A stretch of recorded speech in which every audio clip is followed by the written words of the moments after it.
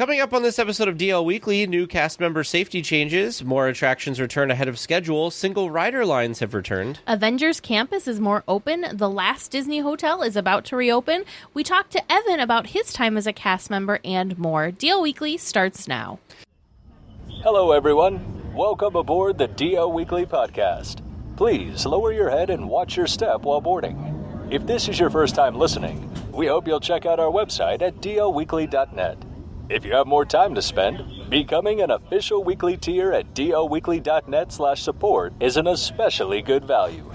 Thanks for traveling with us today, and we hope you have a happy and memorable listen to this week's episode.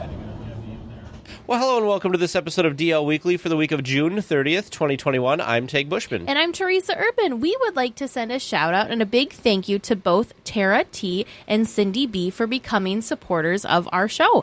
Your support helps make DL Weekly possible. The supporter Discord chat has been a wonderful source of Disney magic from all of our supporters. We have things going on like theme topic days, movie nights, there's a book club, and so much more. If you would like to become a weekly tier yourself and have some more Disney magic in your day, head on over to dlweekly.net/support to sign up. It's that time again where we head on over and get the latest Disney news from around the rest of the Disney universe from Eric over at Concierge. Hello everyone, this is Eric Johnson with Concierge and welcome to the D180. While Teg and Teresa cover all things Disneyland, in the D180 we take a spin around the rest of the Disney universe and we do it in 180 seconds. Let's jump right in. We begin our tour in Walt Disney World, where the biggest spectaculars are coming to town in October. All part of the most magical celebration of Walt Disney World's 50th anniversary, guests will experience several new shows across Disney parks. Disney's Animal Kingdom gets a new show in the Discovery River Amphitheater to replace the Rivers of Light show. Disney Kite Tales will be a fun expression of your favorite Disney friends as kites and wind catchers. It's nice to see Disney try another idea inside that little lagoon outside the Everest attraction. Magic Kingdom guests will want to meet each other down on Main Street for the new Disney Enchantment fireworks, also starting October 1st. While guests can experience new music and lighting effects like they do with any new spectacular, they might not be prepared for the transformation of Main Street through elaborate projection effects. If you haven't seen this in Disneyland before, get ready for the ultimate in immersion during your next fireworks show. You'd think the biggest and best show would be at the Magic Kingdom, right? Epcot's Harmonious will also get its first runs on October 1st. It's elaborate. It has giant floating barges. Its name no longer emphasizes the U.S. at the end. Seriously, they wanted to make it sound like a global thing with the U.S. in capitals, but everybody thought it read like United States, you know? You know what had a great capital? Illuminations. The N was big, emphasizing the nation's part. That was a good show. Hop a quick flight to the eastern seaboard for one of the newest adventures by Disney in New England. Stay a bit closer to home for 8 days and 7 nights in and around Vermont. Stay at the Trapp Family Lodge. Yes, that Von Trapp family. Explore scenery through zipline tours. Dine on Lake Champlain. Sail a schooner. Take a ride in a carriage around Acadia National Park. And do all of this while enjoying fine New England cuisine. Through your exciting week, Disney Guides will make sure your every need is met. Adventures by Disney has announced multiple private adventures starting next year as well. These smaller tours to Vietnam, Laos, England, France, New Zealand, South Africa, and many other locations give you the Adventures by Disney experience with a smaller group of up to 12 guests. You still get a Disney guide with that exceptional service Adventures by Disney is known for, but you also get additional flexibility and personal attention. Well, that's 180 seconds. I hope you enjoyed our quick spin around the Disney universe. If you would like to learn more about these Disney adventures or just have a few questions, please come on over and visit the Facebook pages and websites of both DL Weekly and us, their official travel planners concierge. We look forward to planning something special for you and your family. I'm Eric Johnson, and this has been your D180. Well, thanks, Eric, for that information. And like Eric said, if any of you guys want to go see or take part in any of these things that he talked about, head on over to concierge.com and make sure you let him know that DL Weekly sent you. Well, Tag and I and James and Vern are all getting so excited about our upcoming trip. So excited. All have little countdowns going. So anyways, we're still in the double digits, but it's getting closer and closer. We can almost feel it. So speaking of our trip, of course, that means we're going to have an official weekly tier meetup while we're out there too. The meetup, for those that can join, will be on Sunday, July 18th at 1 p.m. The meetup will be held in downtown Disney so that all weekly tiers can join. Doesn't matter if you have tickets to the park. You don't have to try and get reservations to the park. We try to make it as easy as we could. So again, 1 p.m. in downtown Disney, and the place to be will be over by the AMC Theater, that kind of outdoor seating area. We met up there for our Touch of Disney meetup, and it was really nice. Yeah. So again, please stop by if you can, July 18th at 1 p.m. If you are not available that day, but you happen to be in the parks and do spot us, please don't be afraid to come over and say hello. We love connecting and chatting with weekly tiers. Well, now let's get to the news.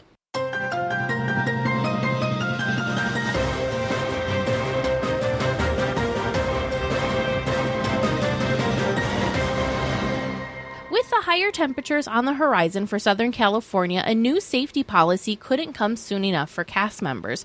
Fully vaccinated cast members can now go mask-free outdoors.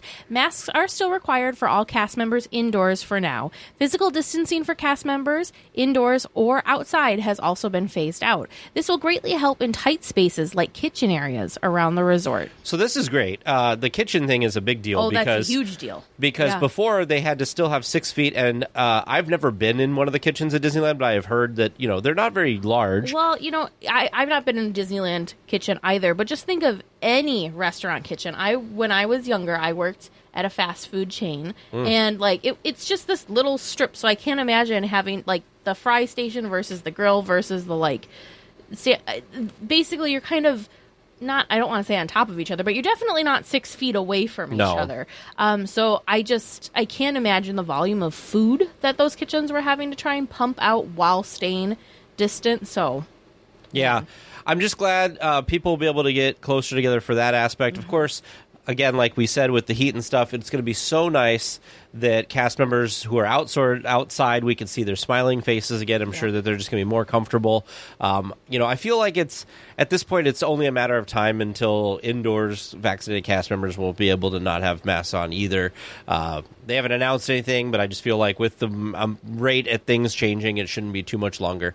So super awesome. It'll be nice to, again, see people's faces and everything like that. And it should increase or decrease your time to get food. With all of the changes recently to all the safety protocols around the resort, Mice Chat posted a guide to all of the current policies.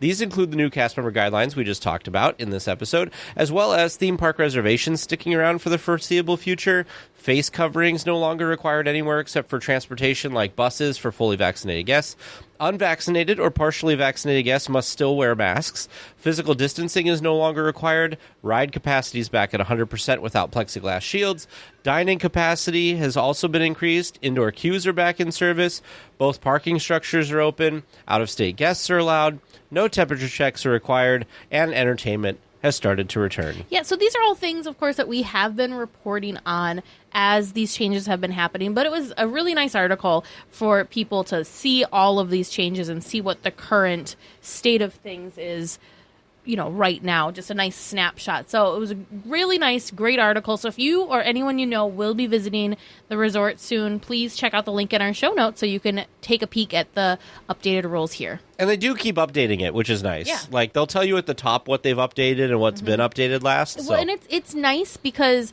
this is saying what's changed. So we've gotten used, we got used to temperature checks. Well, if you went to the Disney's website, they do have that nice drop down of what's going on now, but they're only listing the current stuff. So they're not saying these things are gone away or whatever. They just don't list them anymore. So I see how if you've been in the know this whole time that maybe, you're assuming some of these things are still there that aren't still there. So this is a good, yes, this is here. No, this is not. Yes, this is here. No, this is not list.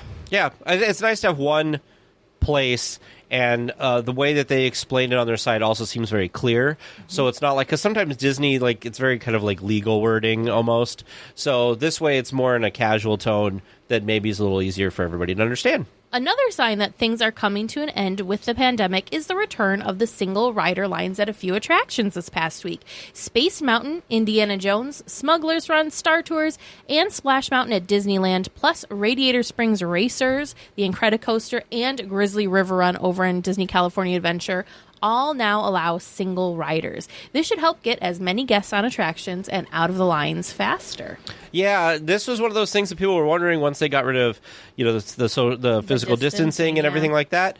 When would the single riders come back? Well, now they have. So it's really nice because, especially things like Radiator Springs Racers, I feel like that's one that constantly has single rider availability just because of how the cars and the seats and everything are set up. Grizzly River Run's another one. So it's really cool to see that these attractions are back. And for those of you, I don't think I've ever done a single rider line. I've not, because I've always gone with a group, and I've always had at least one person want to go on an attraction that I was going on, so I've never tried a single rider line. I've heard with Radiator Springs Racers that if you're in a small group, like 2 people, you might even end up in the same car together. Right. So just sitting in one in front of the other. Yeah, and it cuts way down on having to wait in those lines. So, a good selection of single rider lines. There's a lot of people I know from our community and stuff that go to Disneyland by themselves, or people that just do day trips by themselves, that kind of things.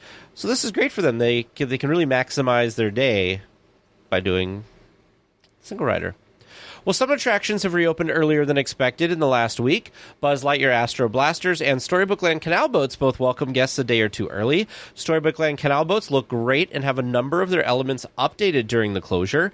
Buzz Lightyear has not been updated, and we have seen reports online that some of the attraction vehicles have been tagged out of service. Hopefully maintenance gets to them soon and gets Buzz back to 100%.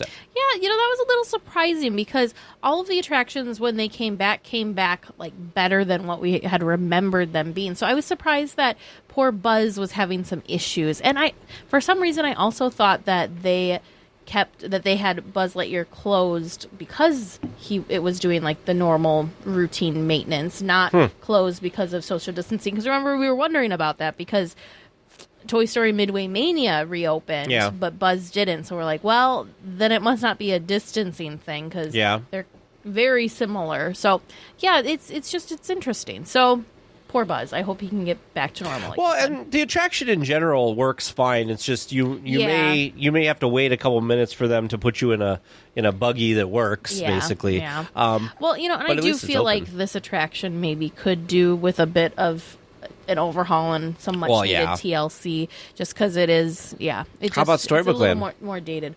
I am very excited for Storybook Land. So excited. That's such a magical, just like enchanting ride. I feel like it's one of those attractions that I don't go on every time I go. But I don't know why. Like I should. I think it's because the line sometimes moves a little slow. The line can be a little slow moving, and it doesn't feel like you're going very far because it's like the Peter Pan attraction, like that queue where it's just a bunch of zigzags back and forth. So you don't really feel like you're moving up in the line. It looks good though. It does look good. Storybook Land is one of those attractions that I'll admit, a few years ago, I just didn't even think about it or didn't even know, just kind of went past it without even thinking. Well, ever since I've experienced it, it's now a must do because it's just so charming. That's kind of how I feel about Casey Jr. I don't know why, but I love riding Casey Jr., especially if you can get in the back. I prefer I like the boats better. Yeah. Well, I do both. Jr. Oh yeah, I do both too, but yeah, I'm a big fan of the boats. And one of these times I want to do the boats at night. The Storybook Land Canal boats at night. We should try to do that on our trip. We should. Plus, it'd probably be more comfortable, not being in the sun. Yeah, definitely. Some great news for guests who want to walk around and see Avengers Campus. The land is now open to everyone, and the gates that were in place to control the amount of people that were coming in and out of the new land have also been removed. Guests can now freely enter the land from any of the 3 entrances. Those entrances, again, of course, are over by Guardians of Galaxy. The one that's kind of behind that you can enter back from Luigi's Rock and Rollsters, and then the main entrance, which is just across from the Wine Country Trattoria area. All open now. This is making the ability to get food and to enter stores also much easier with little to no wait on most days. Which is what I was saying. Excited. I was saying if they got to the point that they could let people in. Because they were saying that there wasn't even a wait for getting into stores now, which is great. People aren't freaking out about the food as much, so you can and same kind of thing. order. It's the hype is leveling out, which we talked about. Opening weekends are always going to be a disaster because so many people are trying to get into the same space. So it's nice that it's leveling out. Selfishly, I'm happy that it's leveling out now because then it's going to make our time in there more enjoyable. Plus, I'm so it's glad. just going to be great because I think now, we've got the leveled out thing, so we don't have to wait in a queue to get into the land. But they also now have the performance schedules listed, which will be nice, so you don't have to kind of guess. I can't wait to see the Doctor Strange show. I still have not I know you're obsessed. done any sort of spoilers with it, and I am most excited to see the area at night. I've heard that Avengers Campus at night is I want to see the Stuntronic. Awesome. I'm very excited for the Stuntronic I of kind Spider-Man. of wish that like the Stuntronic was not like up on a like super tall building so I could see it better. You know what I mean? Like I wish I could see it from like closer. Yeah, I suppose. Now, something that came up in one of the comment sections that I was reading today, and I was curious to know what you thought, is some people were saying that when do you think, and this is not related to Avengers Campus, but it is related to a new, in air quotes, land, when do you think Disneyland will get rid of the boarding groups for Rise of the Resistance? I don't know. I was thinking about that actually because it seems Like they have to get rid of it at some point. Oh yeah, they'll get rid of it at some point.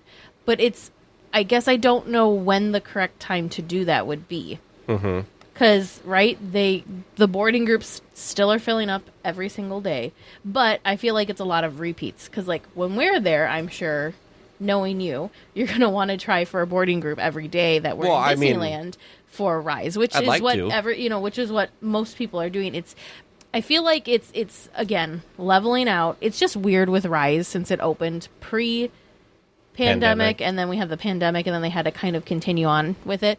I would say within the next couple of months. You think so? The only reason I don't think so in that short a time frame is Walt Disney World still has the boarding groups for it, and it's been open since July. Yeah, that's and true. I think it was open before ours. Yeah, it was open before ours. So I don't know. I don't really see. I don't see the reasoning behind the boarding groups unless it's just. The other issue too would be how do I want to say this?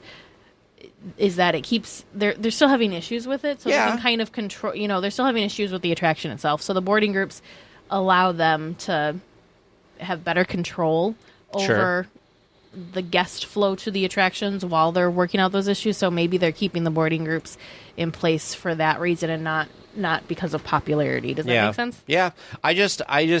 I'm interested to see when it becomes like a normal attraction and doesn't have that. It's just interesting to me because we didn't have that with Smuggler's Run. One of the things, had a boarding group to get into the land, but not a boarding group to get on Smuggler's. One of the things that I heard as a suggestion that I thought would be a really good one is do kind of like they were doing with Indy, where maybe your first hour or two until the line becomes a certain length. They said once the line got to, let's say, an hour and a half long, then you institute the boarding groups. And then later in the day, like if demand goes down, then you could have a standby line again. I think that's a great way to do it. And then wean people off. Group, do a virtual queue. Yep. Yeah.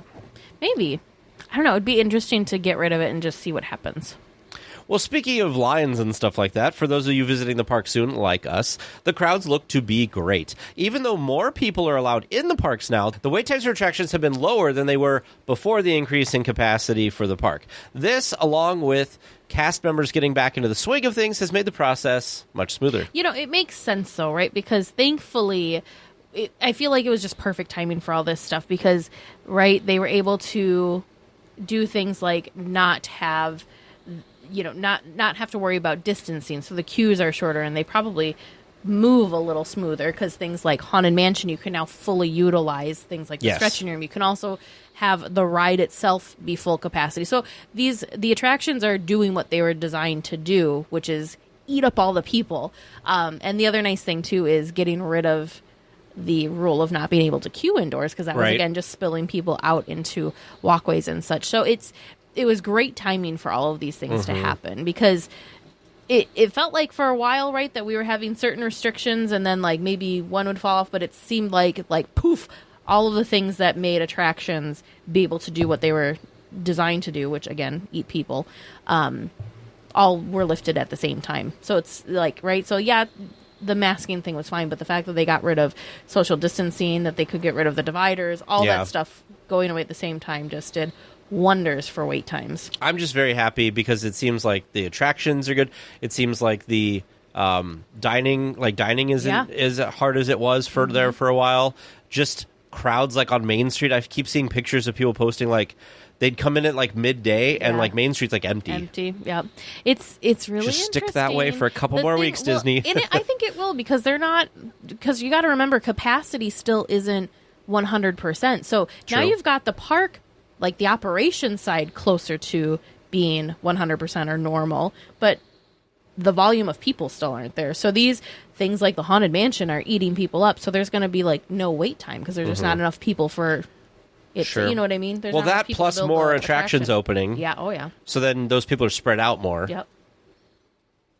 And I think another thing, too, that's probably helping is the fact of not having everything needing to be mobile order as far as dining option goes, because now people are able to sit at places like Rancho del Zocalo and, you know, kind of follow their stomachs a little more and maybe linger, because you don't have this, like, need to quick get everything planned out and, like, you know what I mean?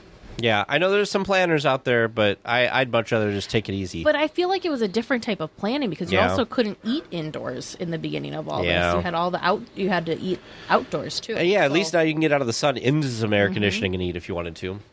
Well, there have been some rumors that cast members that generally work on parades have been called back to work. This could mean the return of the new parade. Well, new to last year's parade, Magic Happens sometime later this summer. Again, if you remember, poor Magic Happens only had a couple of weeks to run before the pandemic shut the parks down. Yeah, I'm interested in seeing what this parade is. Obviously, I don't think it's going to be back before we're there. I don't know. I keep having this weird feeling, and maybe I'm crazy.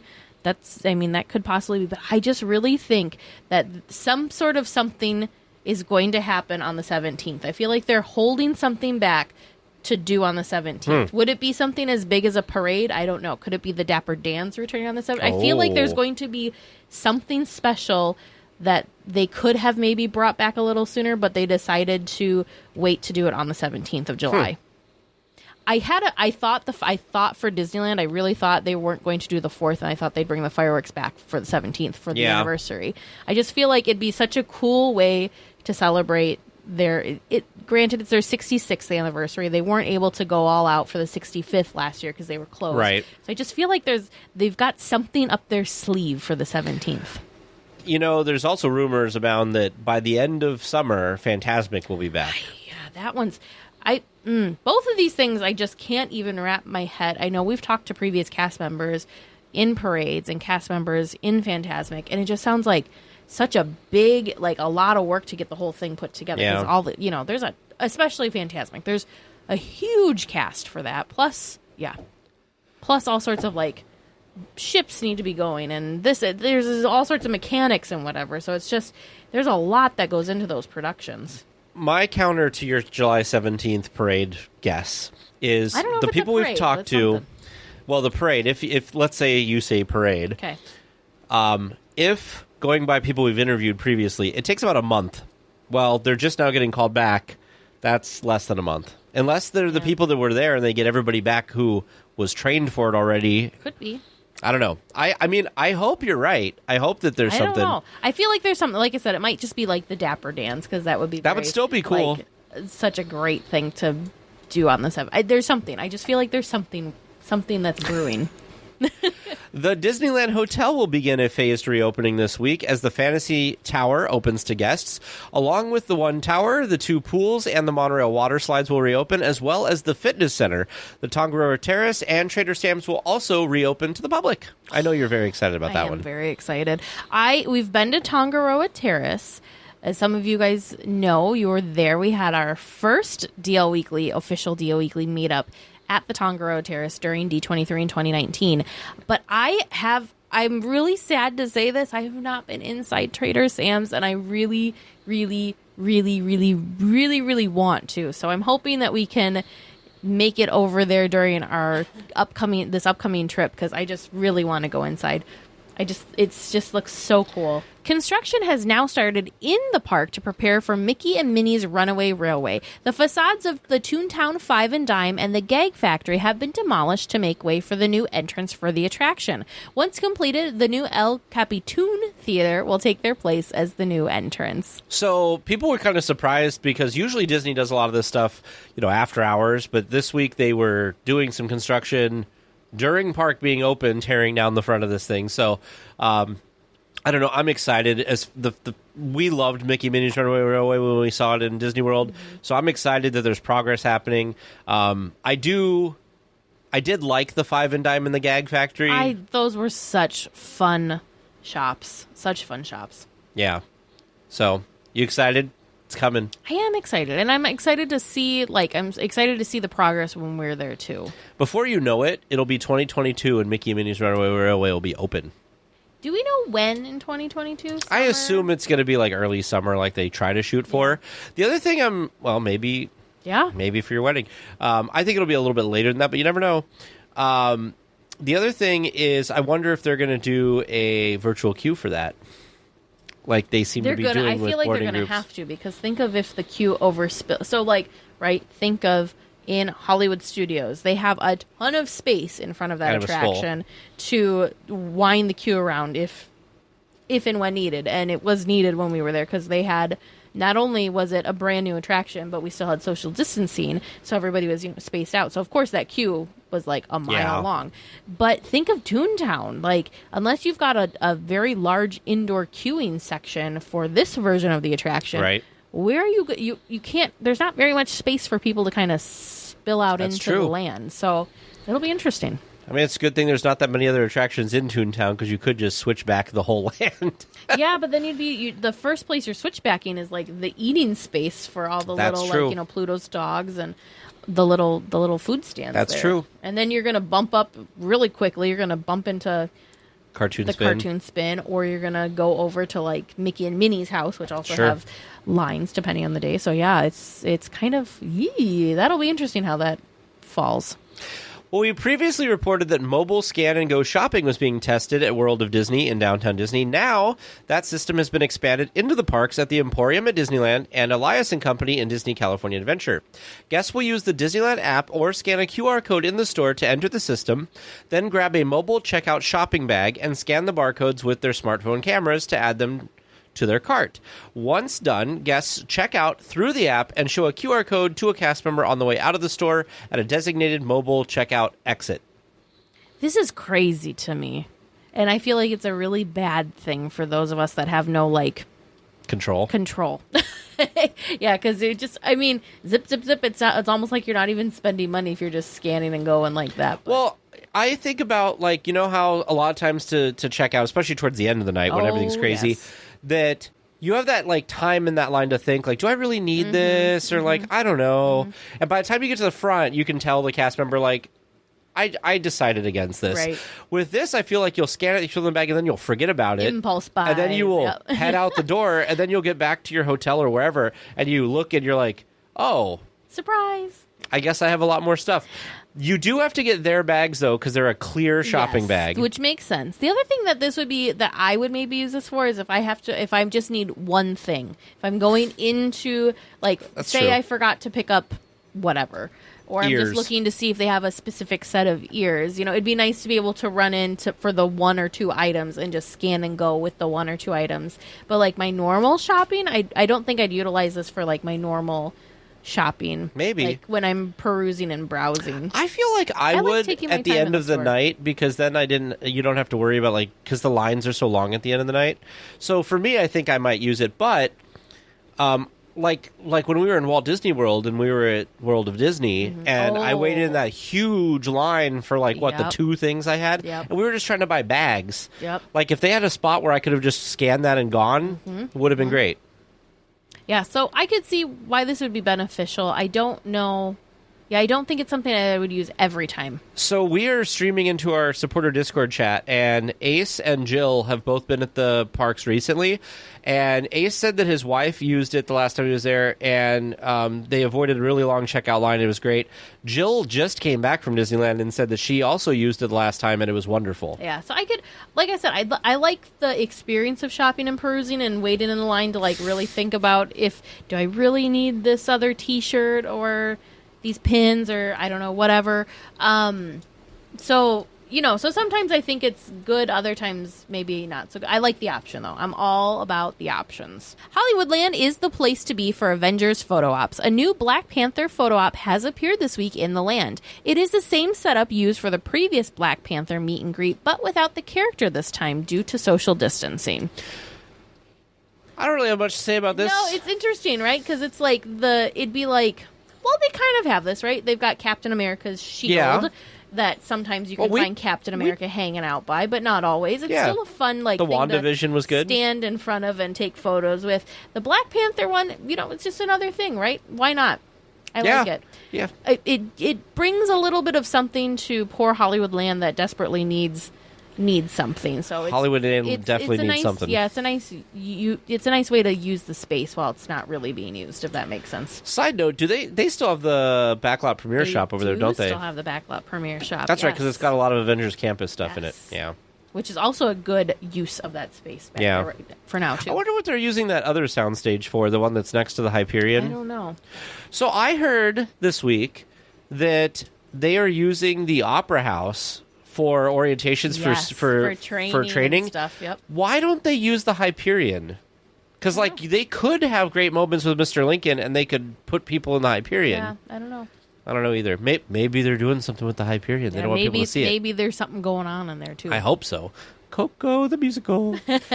Just a quick follow-up to something that we talked about a couple weeks ago. The food waste trash cans have been rolled out to more locations around the resort recently. So if you have any food waste, please dump it in these new receptacles so it can be recycled and not just end up in the landfill. Yeah, the photo that DLNewsToday.com shared was actually of the new food waste receptacle in Tomorrowland over by Galactic Grill.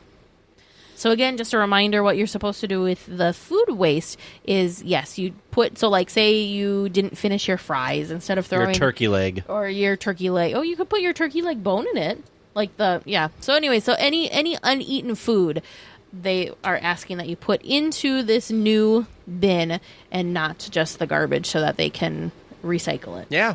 I like the idea. I don't think, if anyone knows, I'd be interested, because I don't think I've read or seen anywhere how they're recycling it. Like what happens to it once it's become recycled. I wonder if they turn it into like compost. Yeah, I don't know if it's compost, if it's like a biofuel thing, or if they're like using it for. I don't know. I feel there's several different things they could do, but I haven't seen specifically what it is that they're using the waste for. You know how you could find out? When we're there, we could probably ask at City Hall. At City Hall. You're right. We got to write that down, otherwise I'm going to forget. On June 27th, which was Global Pride Day, Salt and Straw donated 5% of all of its proceeds to local LGBTQ+ charities. For the downtown Disney location, Reach LA was the charity chosen. Reach LA works with young LGBTQ people of color to increase self-sustainability by encouraging creative expression, supporting safe spaces, and promoting health and wellness. Side note, June 27th was also producer James's birthday, which I thought was funny. I thought you were telling me side note. I'm like, what Nope. did I mess up? No. So yeah, I love the fact that they donated their proceeds to this thing. I think that's so cool. And the fact that it's local. Yeah, and so there's other Salt and Straw locations, and they donated to their local things like that. So that's really awesome. I wish more places would do that more often, because there's all these charities and stuff that need funding and stuff for things, and it's so easy to have, like recently when I've been going to like McDonald's, I think Chipotle has a thing too where you basically just round up and it goes to the charity. So I really like that. It makes it so easy because it's like, it's less than $1, right? But like that adds up. Exactly. Another fun treat has made its way to Bing Bong's Sweet Stuff in Pixar Pier.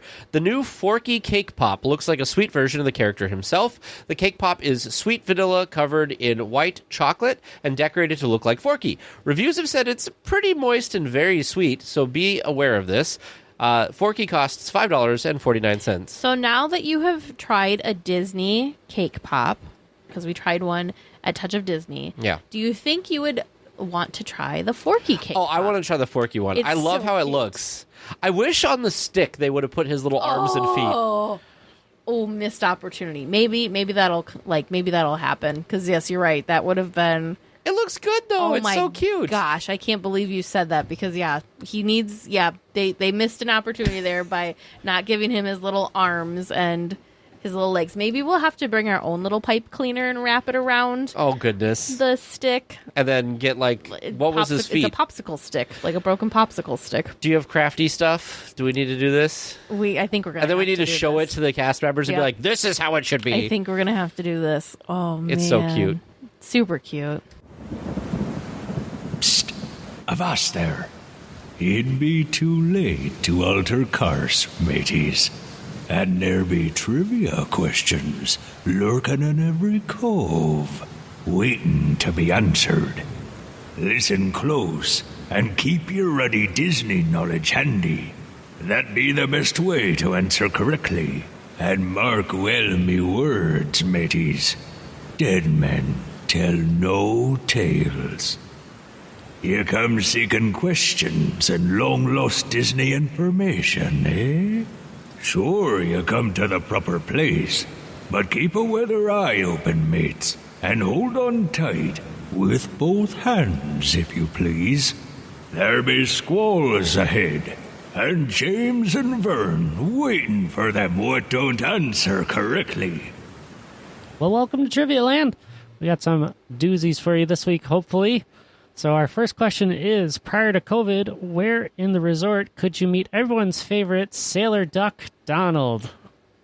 Where could you could meet Donald at Donald's? He would be at his Donald's house. boat. Yeah, at his boat. In Toontown. Yeah. It's cute because it's like a little playground thing, and he was in the... It was a little playground base. thing, but yeah. But yeah, Toontown. I was just reading about that today because Mickey's at Mickey's house, Minnie's at Minnie's house, Donald and Goofy, they're all at their houses in Toontown, which I hope they keep that because I like the fact that you can see everybody at their houses. I think they are because they're doing distance greets right now. Yeah. So Mickey's standing. But I'm saying after all this. Oh, I think they will. I hope so. Yeah, I think so. All right, our second question from listener Donna S. When is Donald Duck's birthday? Oh, it's a Donald Duck themed one. Oh, you caught on fast. I feel like it's That's a hard one. June, July. I feel like it's summer. I feel like it's either June, July, or August, but I don't. I want to say March. You're going to say March? March of 1934. Do we have to know the day? Yeah. And the year? Yeah. Oh my gosh. When's his birthday? March 1st, 1934. This is ridiculous. I have, of all things, some sort of cup That has his birthday on that it? has it on there. Yeah, Well, you should it has know it then. Donald Duck facts. I should know it, but I don't. Shame on know you. it. I know. Shame on your family. Donald Just Duck just so underappreciated, on you. even in Teresa's cups. It was like a cup I had growing up. James, did you see a couple weeks ago we were talking on the stream about I think Lee sent it to us it was the video of a duck that looked up to Donald Duck from the comics, and then the duck went to Disney World and got to meet Donald, and it was the best. I don't remember seeing that, but that sounds fantastic. I'll put the comment here, and I'll make sure we post a link in the show notes so you guys can see that. I think it's June 6th. I don't know the year though, or maybe it's June 9th. I think I'm gonna go June 9th. The year, oh man, 1936. 36, okay. All right, question number 3 is, what's his middle name? Fauntleroy. This I remember from the cup. Fauntleroy? Yeah, Donald, Font. I don't know if I'm pronouncing it right, but yeah, Wow. Fauntleroy. Interesting. Teg, I'm guessing you're just hopping on the bandwagon. Yeah, on that one? Fauntleroy sounds great.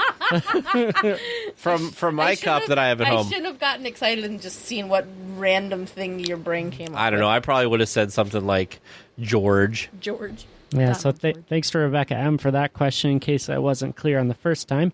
Our last one, Donald is one of the many characters riding the Mark Twain during Phantasmic. Can you tell me who else is on the ship? What do you mean? Everyone? Everyone. Oh my gosh. Well, No. We've got. Let's think. There's- we can do this. there's, Let's think. We've got Steamboat Mickey. Yeah, hold on. I've got We've one in got my head. I just got to think of his Prince name. Naveen You're gonna and make fun of Tiana. me for this one. It's Woody and Buzz. Woody, Buzz, and Jesse on the back. Yep, and then there's also the Green Army princesses. Men. So there's all the people who appeared earlier. Yep, so there's the so princesses. We've got Snow White and Prince Charming. Belle We've got and the Beast. Belle and the Beast. Is Ariel Ariel I think Aurora and Prince Eric. and I think Aurora and Prince Philip are on there. Okay. I also think we've got. I think we have Baloo, don't we? I think we have Baloo. I think Stitch might be on there. Stitch, yeah, I think Stitch was on there. Oh, we've got the mice from Cinderella. We've got the chimney sweeps from and Bert and Mary Mary Poppins are both on there. But we've got I think the little mice, like the little female sewing mice from Cinderella sure. are on there. But I don't think Cinderella is on there. Aladdin. Yep, Aladdin And Jasmine? Mm-hmm. I'm like imagining the boat going by, and I'm just trying to think. It's crazy because it's really like it seems like there's a ton of like cast members or not cast members. It seems like there's a ton of characters on there, but they're spaced out, so it's not really that many. Tarzan? Did you say Tarzan No, already? Tarzan is not on the boat. Hmm. Well, if Donald's there, maybe Daisy's there. Oh, Daisy, that's a good one. I don't know if Is Minnie somewhere? I don't know if she is or not. Goofy's on there for sure. Goofy's on there. Oh, yeah. I can see that in my head now, yep. Are you keeping up with this, James? I'm keeping up. So How close are we? Are there, and how many names do we have?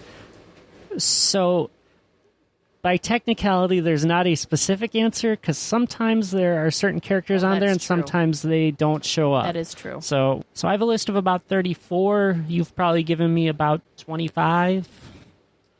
34. Do you want to call it good or do you want to keep going? I feel like one of Mary Poppins' penguins is also yes. on there. Yes. There, I think there's a penguin. I think you're right. Why do I keep thinking that like Tarzan and Jane are on there? I don't know why. I'm going to say Tarzan and Jane. I don't know if Teresa's getting on that. I don't think I'm getting on that boat. You're not Or hopping on that vine. Mark Twain Not boat? getting on that vine. Yeah, that's where I'm going to call it. Are there country bears on there? Is there a country bear? I don't know. Are you going with Country Bears? You'll do Tarzan, and I'll do the country Okay. bears. Awesome. I don't think, like, Winnie the Pooh and Eeyore and Tigger, I don't think they're on there. Oh, now you're saying this, I feel like I've seen them on there. Okay, we'll I've go at with least seen Tigger. we'll go with like Winnie the Pooh and Tigger and Eeyore. Piglet? I've never.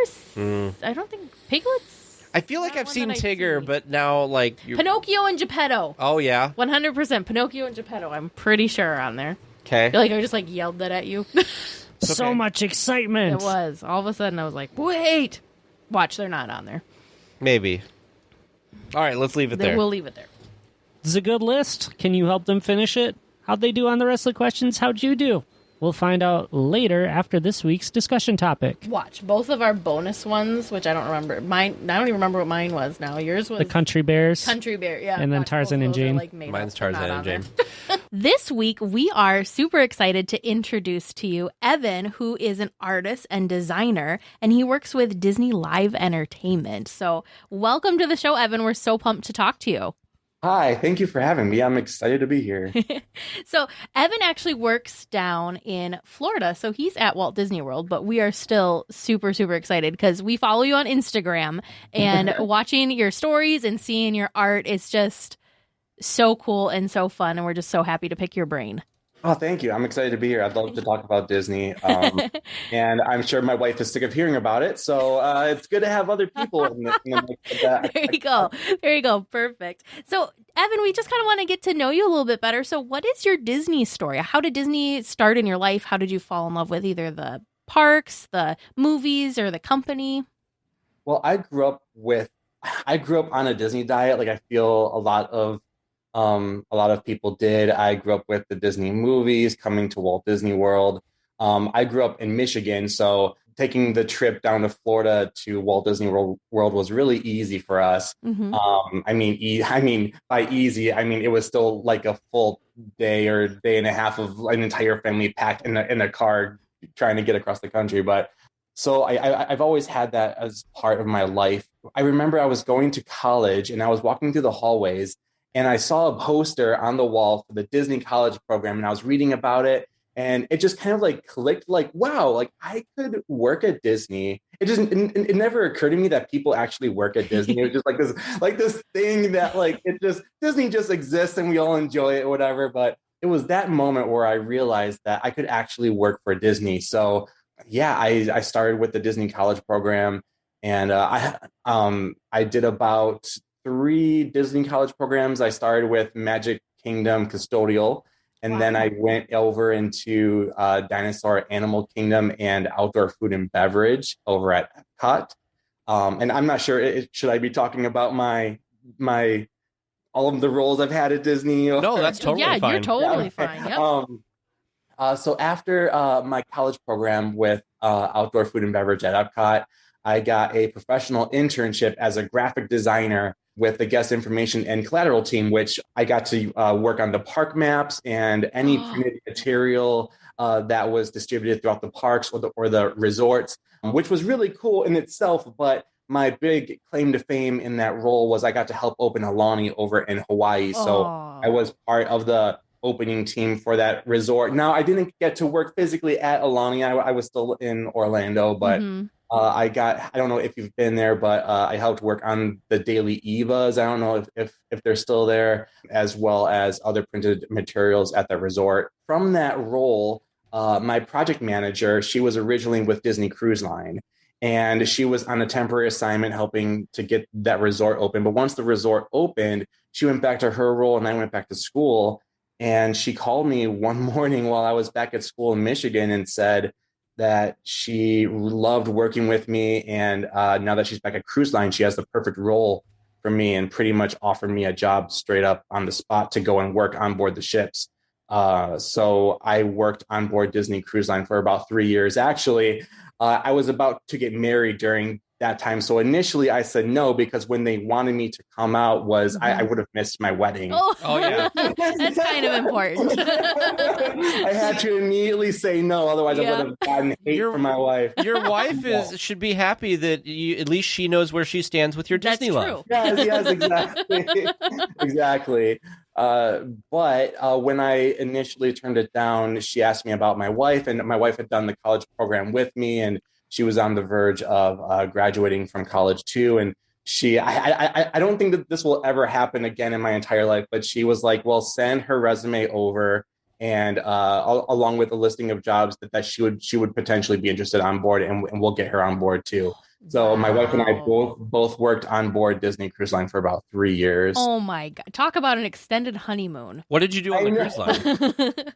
I was in guest communication. So the navigators, if you've ever been on board and you got a navigator, I would make those every single day, every single cruise. That's every form of printed material on board, as well as if you go to the Walt Disney Theater and they have the digital signage out front, or pretty much any digital signage on board, I managed the content on those screens and created content for those screens, as well as helping to launch the Disney Navigator app in its early days. So that was a lot of fun. Evan, I think you may have the most incredible Disney story that we've heard. That is, wow. That is so amazing. We haven't even gotten to what your current role is. So how long have you been with the company then? I started my first college program in January of 2010. So it's been about 11 and a half years. Yeah. Wow. Oh my gosh, that's amazing. Okay, so let's let him finish. Yeah. So you were on the cruise ship doing all the digital signage. Keeps going. Then what? So I wanted to, my wife and I wanted to get off the ships because we wanted to have a family. Sure, and yeah. I mean, people do it on the ships, but we didn't want to be apart from each other, and we didn't want to spend any time away from our future child. So Sure, yeah. we decided to look for jobs off the ship. And unfortunately, I had to leave the company to be able to do that. But I left the company, but joined as a contractor for Disney University as a graphic designer, doing design for internal training and stuff. Neat. Yeah, neat. And luckily, too, was somebody that I had worked with on the cruise ships. She left the ships as well. And I ran into her one day and was talking about how I really want to get back to being a full cast member. And she said that they were just hiring on her team for a graphic designer for Disney Institute. So I went in and spoke with them for that job, and I got hired there. I was a graphic designer at Disney Institute for about 4 years, which Disney Institute, it's part of special events, and they do a lot of external training. So companies out there who want to know what that Disney secret to success is for employee engagement and leadership, we have programs at Disney that we can use to help other companies grow just like we do. So that was my next role. And then after that role is my current role. Through a bunch of series of events, I became an artist and designer for broadcast production for Disney Live Entertainment. And that's what I've been doing for almost 2 years now. Oh my gosh. Well, I can't. that's the episode. Yeah. That was incredible. And the thing that was also just like amazing to me was not once, but twice, you just have these connections that then led to better, like different opportunities at different places, at different points in your life that just like fit in so well and so naturally. That's wow. Dang. When I talk to people who are trying to find their way into Disney or are trying to move around in Disney, and they ask about what to do, I always tell them that connections are very important, because I feel like my career is very much, I think back to Walt and how he would be able to see things in people that they didn't quite see in themselves. And your role might be this, but you as a person are good for this other thing. And you might not see that in yourself, but somebody else does. Yeah. You leaving yourself open for those types of opportunities with people and expanding beyond what you currently do. I feel like it does take you places. And that's been my entire Disney journey. I mean, I applied for the Disney College program, but beyond that, every role I've had at Disney, I have gotten through a connection. Yeah. It hasn't been through applying. That's amazing. It is really amazing. You know, I'm just laughing because I saw your messages with Teresa earlier about like, well, what are we going to talk about? We have like 5 episodes worth of stuff we could talk about, I feel like, at this point. So, but you know, we've talked about this on the podcast before there's some Disney employees, and I don't know if you're like this or not, but there are some Disney people who've been cast members who, like, it's just, you know, it's a job. Like, you know, they do these things that are really awesome and spectacular, but it's like, well, I just do this every day. So, like, to me, it's not that interesting to talk about, but to everybody else, it's super interesting. But I don't think you're necessarily one of those, because it seems like you're very excited about all of your stuff that you've done for Disney. Yeah, and I feel like the role that I'm currently in, I thought that what I am doing right now with my role, I thought that was going to be the capstone to my career. And I'm 33 years old, and I'm like, oh shoot, I hope it's not all downhill from here. But it doesn't feel like work to me right now. Even if I have to put in extra hours, it's fun. And the people I work with are great. And we're just, it kind of just feels like a group of friends got together and they're like, hey, let's go out back and put on a show. Like, that's what it feels like. Wow. And it doesn't feel like work. Even when it's hard, it doesn't feel like work. So I definitely know people who love what they do, but for them, it's their paycheck and it's their job, and they're still very passionate about it. But for me, it's it's almost a lifestyle. I mean, lifestyle might not be the right word, but it really, it's not just work and then my life. It's work in my life. It's the same thing. That's so cool. That's good, though, because people always really talk great. about how if you do something you love, you don't work a day in your life or whatever. That kind of thing. It's just like that.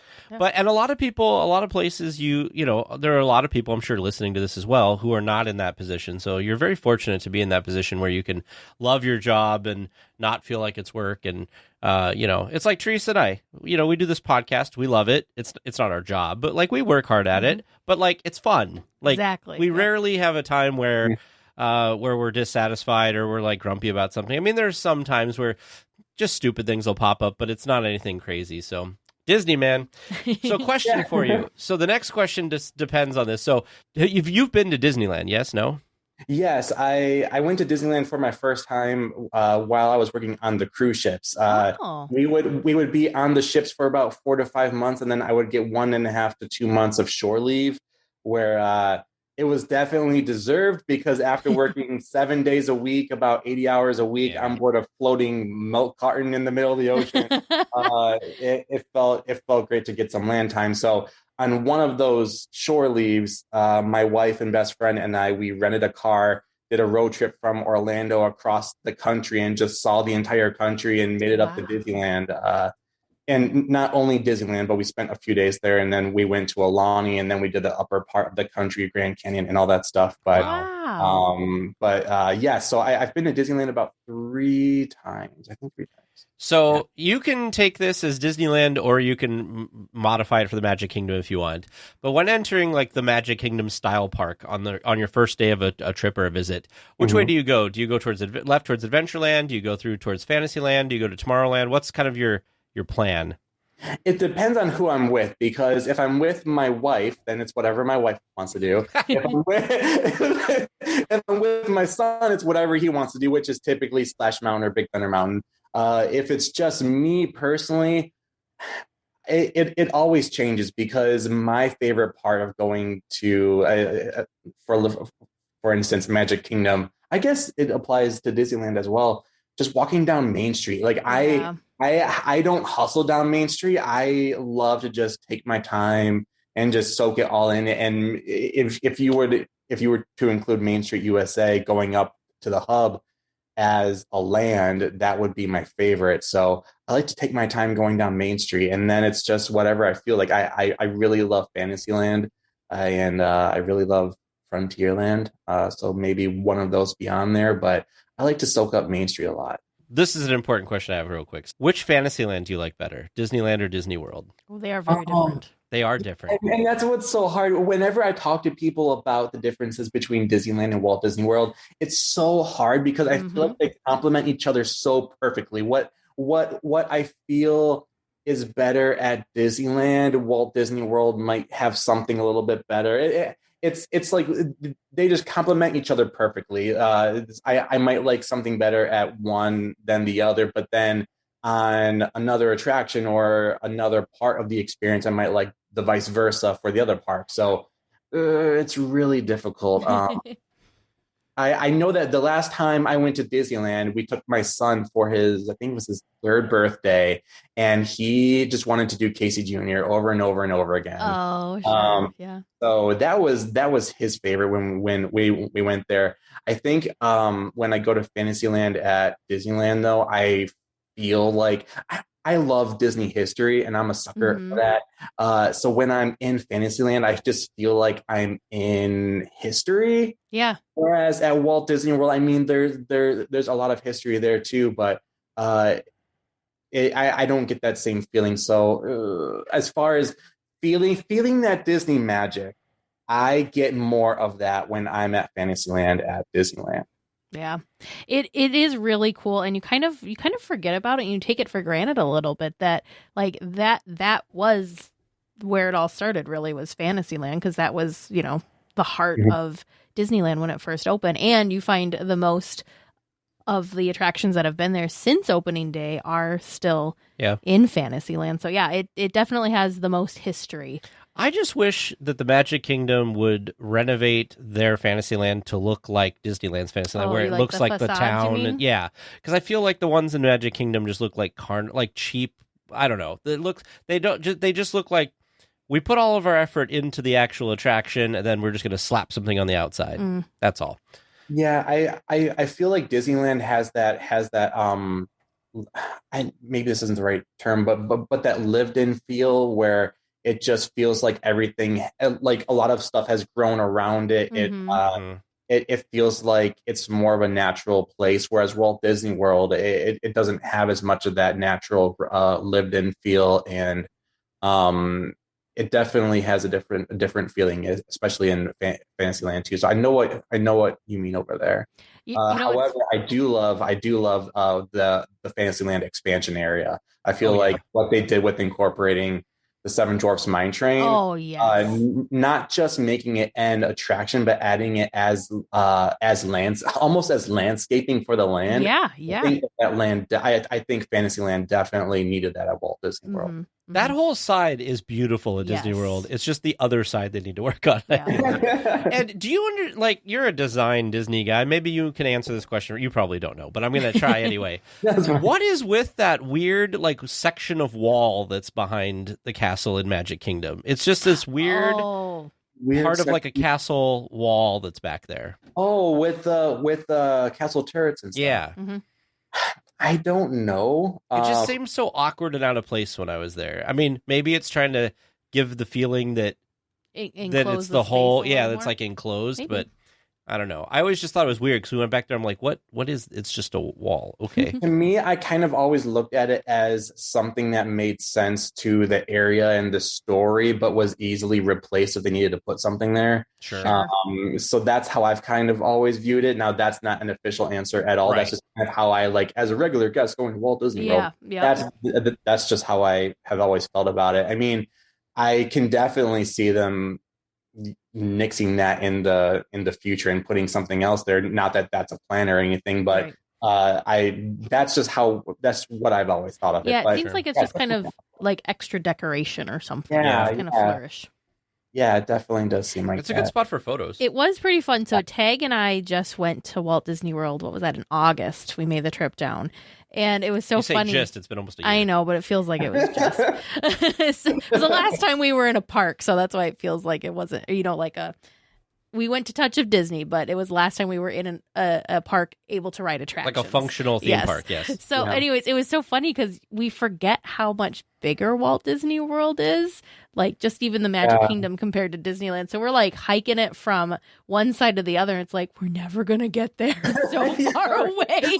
Man, my gosh. Yeah, exactly. And walking in Frontierland and how much wider those pathways are too is just wow. But I view Disneyland as being kind of cozy and Walt Disney World as being very grand. It's very different feelings. Not that one or the other is right or wrong, but there's definitely a different feeling. Walt Disney World or Magic Kingdom really definitely does seem more grand and it does seem a little bit larger. But I feel like at Disneyland they did an amazing job, and every time I go, I think about this, at making the most of the little bit of space that's there. Even with hiding far off sight lines, making some paths winding and putting some things at different levels of elevation, and they really did make it feel like you were in a place that was larger than it actually is, and that was amazing to me. The thing I always think about is the Haunted Mansion. Even as an adult, I you walk into the mansion and you your mind is convinced that the entire attraction is somehow packed into that one little thing that you just walked through. You know what I mean? It's just amazing. And then looking at an aerial view and seeing, the Haunted Mansion building, attraction building, is actually kind of right next to these other attractions that the entrances are nowhere near each other, and you'd never think that you are going past, I don't know, a Splash Mountain boat or something else. So it's just so crazy.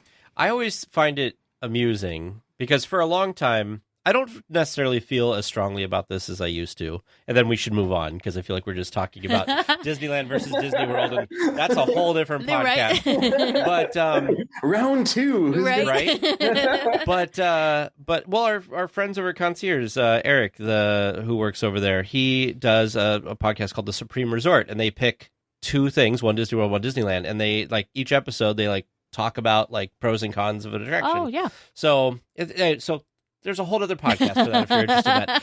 But what they get for a long time, and this was way before your time at Disney, Evan, Disney World used to get all the money and all the new things for a long time when I was first into Disneyland, like the early 90s. I know like Fantasmic and stuff and whatever, but for a long time, like Disney World was like the thing that everybody was just all about, and Disneyland like didn't get any attention.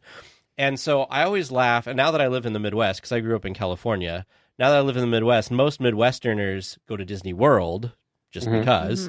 And so people here like don't even know Disneyland. Like you say, oh, I do a Disneyland podcast, and they're like, oh yeah, I've been to Florida, and I'm like, it's in California. Yeah, because they don't know, you know.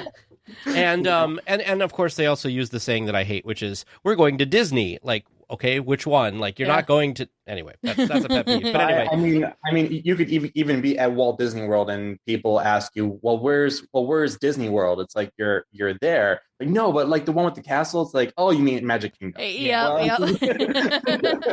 But I people don't believe me, and I have to like point them online to lists that between the two parks in California, there are more attractions than in the 4 parks in Florida. Which is crazy really? when you think about it. It's See, really you nuts. didn't even know. Yeah, if you go look at like attraction listing, yep. And it's all because of like density. Disneyland, I think I saw something that said Disneyland has more attraction, like the most attractions in a Disney park anywhere in the world. Wow, I didn't know that. Because everything's like crammed together. And if you think about it, because there's a lot of duplicates, right, of between parks. A lot, things that are in Disneyland are in other parks in Disney World. That's true. Yeah. I suppose because like Star Tours is in Hollywood Studios. Indiana Jones's dinosaur at Animal Kingdom. Yeah, so you get all that kind of differentiation. So it's just interesting. Anyway, we can move on. That's actually extremely interesting. Yeah, speaking of attractions. Oh, yes. What is your favorite attraction, Evan? I feel like this is the hardest question we ask. It's actually kind of easy for me. I love Mickey's PhilharMagic at Magic Kingdom. I love Disney music, and I don't know why, but I have amazing memories of going to Walt Disney World when I was younger and just being blown away by that, and it just sparked something like in me, that whole Disney magic feel. And every time I go back, I get that same feeling. But also, It's a Small World. Just because I'm in art and design, and hearing the story about that attraction, how I think it was built in the least amount of time than any other Disney attraction. It was built it went from like concept to like opening day, and I think in like 9 months or something. Yeah. It was it was ridiculous.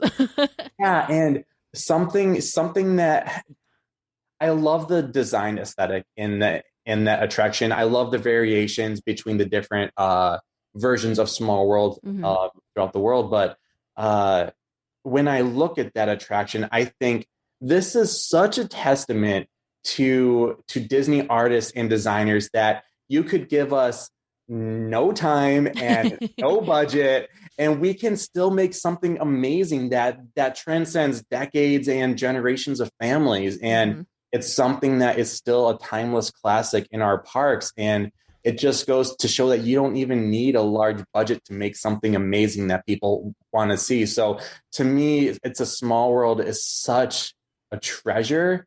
And it's again, a testament to what artists and designers and other amazing people at Disney can do. I think what makes It's a Small World, other than like, it does have some really cool artistry, and it's very distinct. Like nothing looks like it, except for all the other It's a Small World. Is the music. I think the music is what, like, that's like the defining thing of It's a Small World. Everybody has an opinion on It's a Small World. Yeah. So, and that's, I think, also a thing when we've asked people when they've said that the Haunted Mansion or Pirates are their favorite attractions, is the music is always mentioned. because they have original songs for these attractions. And they're they get catchy. stuck. Well, Yeah. you got the Figment one stuck in your head. I love Figment. I love Oh my him so God. much. I don't know if you saw that I posted on Instagram that I got to draw Figment for a Disney commercial. You did? World. Oh. Yeah. There was a commercial for Walt Disney World that's talking about the new relationship between Walt Disney World and Advent Health, and I got to draw Figment in that commercial, and it's got a new version of One Little Spark in it, and it's really good. I'm gonna have to look We have that to up look when this we're up, done. yes. I just fell for Figment so hard. He's so cute. He's so iconic. I'm glad that Disney's starting to kind of do more with him lately. 'Cause I felt like for a while it kind of fell And off. Imagineering owns that character. So when I was drawing Figment and we had some of our animators doing the animation on it, everything had to be bought off by Imagineering, and they were so excited to see Figment come to life in this way, because even they were saying that they don't get to see Figment like this too much or too often. So even they were a little emotional about it, seeing Figment coming to life off the page and dancing and flying around. So We were talking. I was like, I wish we could somehow have Figment on the West Coast as well as the East Coast. He's just such a great character. He's so great. They can bring him. can you imagine the talk about brawls? Yeah, right. Oh my God, can you imagine? You that's took true. our character. Maybe we should leave him be. But I love him so much. I'm not a fan of having like the same attraction duplicated. So like to me, It'd have to be a different attraction. Yeah, it'd have to be different. So like to me, like right, Walt Disney World's getting Tron, so I don't really want Tron to come to Disneyland because I feel like if I can go to Walt Disney World to do that. I like having different experiences at the different parks, but I think I would make an exception for Figment. Because he's just so cute. I went to Disneyland Paris a couple of years ago with my wife and son, and we loved the Ratatouille ride there, and we're really excited to get it at Walt Disney World. But I definitely understand it's a different feeling going to Disneyland Paris and feeling like you're part of, like you're just immersed in that culture and that environment, and then going on an attraction like that. Yeah. It's definitely going to be a different feeling. I mean, going over to France at Epcot, I mean, it's there in a way, but definitely different feelings. Disneyland Paris, as an artist, you must have appreciated how beautiful. Oh my of a park gosh, that is. that park blew my mind. I was only there for a few days, but I wanted to spend a lot more just to go to the park maybe by myself and just take it all in, because the design aesthetic was amazing. I love how they did there. It's not Tomorrowland. Is it Discoveryland? Discoveryland, yeah. Yes. I love the art direction that they took with that. They finally nailed a Tomorrowland. Yeah, right. Yeah. And I felt like they were really smart about the space that they had too, and I felt like everything seemed more encompassing and bigger. I remember being in one of the stores in Frontierland, and there was like a second level to that store. Not that you could go up there, but like even the stores were larger, where you felt like you were more encompassed in this land and in this story. I don't know how they did it, but I remember walking around and just feeling even more so like this land or these environments were encompassing me. I went to Disneyland Paris for one day, and it was right after they kicked off their 20th anniversary celebration. And I watched their projection. You could correct me if I'm wrong. I think they were the first park to do castle projections for that show, I want to say. I'm not sure. I remember over at Walt Disney World, I think our first projection show was The Magic Memories and You. And I think that was in 2010 or 2011. Okay. Yeah, because that was about the time that I went to Paris, was 2012, 11, at least one somewhere of the in there. first projection One of the first shows. ones.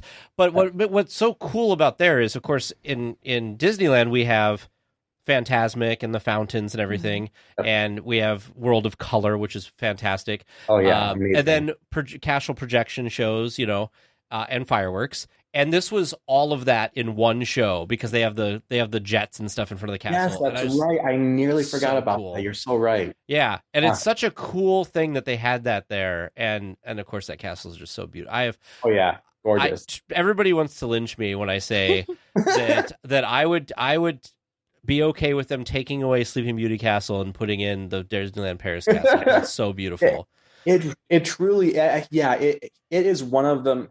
And I keep saying one of them to kind of be like political about the whole thing, but it really might be the most beautiful castle that we have.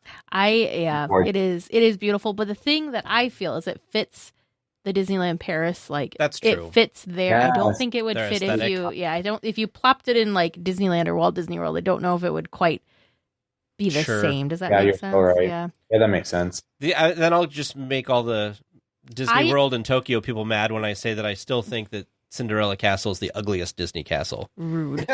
Well, a new paint job or an old paint job. Well, I've always seen it when it was old. For which one? Well, they have decorations and stuff on it now. Yeah, but we saw the new paint job when we were there. That's true. I liked the new paint job, actually. The new paint job was nice. It's the chunkiness of the castle, I think. The photos, I don't think, gave that new paint job enough justice. Mm-mm. It looks way better in person. And the decorations look amazing. The decorations for the 50th are... those are great. I mean, it's not a cake, so... Yeah, that's true. It's not a cake. I figured if that was your bar... It's nice. It's just a nice, like, flourish. It's very, like, magical. Yeah. And I'm all about the, like... I don't know, the whatever color scheme it is that they're doing for the 50th. I like that shimmery luminescent thing. Mm-hmm. What do you call that internally?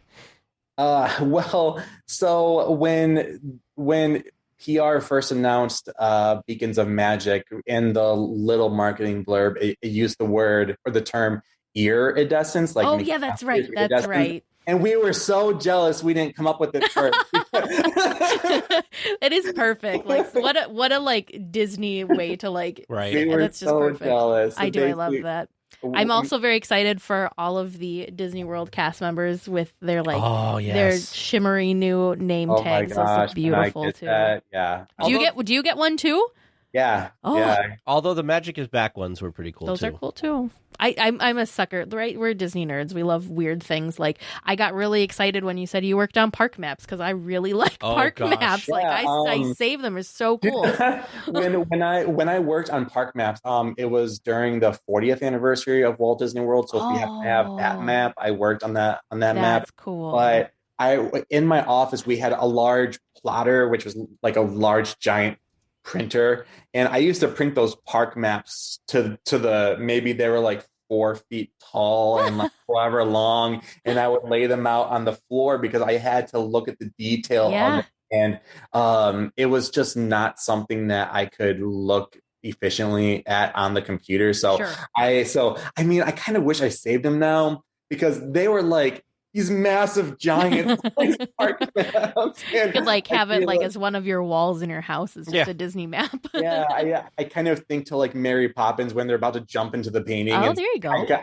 I can see myself like pretending to jump into a map, but that was really fun to print out the map. I think I'm looking at it here. It was on the Disney. It looks like the Disney Parks blog or something. Mm-hmm. Yeah, posted it, and they had a PDF version of it for the 40th anniversary. And I'm looking at it. I forget that you guys have a different style of park map. Like ours has looked different for a while. This one's kind of whimsical and kind of stick drawn. It's cool. Yeah, the design and art for it was done. I want to say it was done in Imagineering, but then it got passed over to me because they worked on one part of the map and I worked more on the communication side. So they developed the actual like full look of it. And then I got to take that look and add that to other parts of the map. So, neat. It's cool. I like it. It like feels like it was out of a sketchbook or something. Mm-hmm. Cool. All right. Let's start at the beginning. I think that's where we have to start. I took lots of notes while you were going through everything. Sorry. No, you're totally fine. I am so excited. You have no idea. Do not be sorry one bit.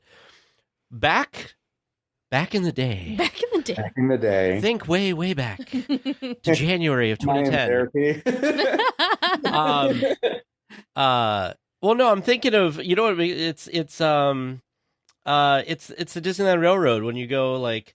Now we journey back, way back to the time of the dinosaurs. Oh my gosh, you're right. Yes. That's okay. You worked custodial at Magic Kingdom. Now, we have kind of, in fact, our last guest, Devin, was talking about this, about how, I don't know if you've ever heard of the podcast, The Sweep Spot. No, okay. But I'm not, I don't, yeah. That's okay. So it's two retired or former Disneyland custodial cast members. Yeah. And like they work together and they've had this podcast, they've written a couple of books, and we feel like Lynn and Ken over there have like shown this like different side of Disneyland custodial, Disney custodial, because right when you think of custodial, you don't think it's very glamorous, and you think cleaning toilets, like you think you're just like puke. That's just not fun stuff. But how they talk about it and like explain what it actually is makes so many people go like, oh wow, maybe that, like if I got a job, maybe that's what I would want to do. Yeah, I would say the exact same thing. I mean, I don't know what they've said exactly, but just by your description, I'd probably say the exact same thing. Yeah. They get access to things. They can go, custodial basically can go anywhere. Yeah. I loved that at the time, I wasn't stuck to just a station or a podium or something. Like this is probably what they talk about, but it was the coolest job because you just walk around and talk to people all day. Yeah.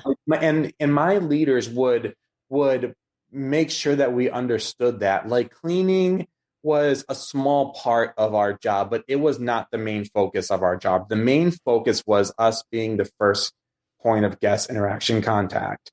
And they really drilled it into us that our main job is to just walk around and talk to people. And it was so great because that's what I would do all day, is talk to people about like what their favorite attraction was, what they were doing today, how excited they are to be there. And I would put water in the pan and tie up my broom and draw Disney characters on the sidewalks. And it was just so great. It was so much fun.